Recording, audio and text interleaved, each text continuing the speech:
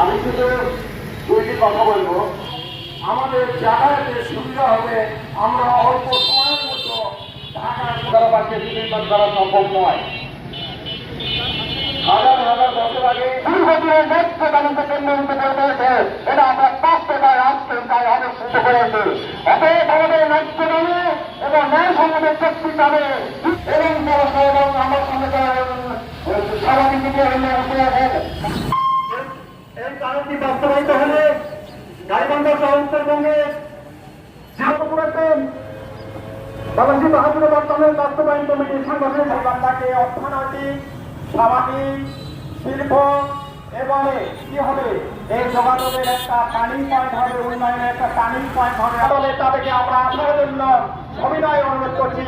আমাদের এই করা হলো কেন আমরা আপনারা জানেন এর লক্ষ্য উদ্দেশ্য ছিল উপস্থিত রাজনৈতিক সংগঠনে খারাপ এবং নমস্কার।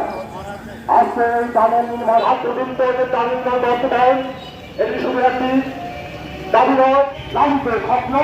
অর্থাৎ এই টানেল বাস্তবায়ন যদি আপনি করে দিতে পারেন, আমি সরকারের দৃষ্টি আকর্ষণ করে বলতে চাই, আমি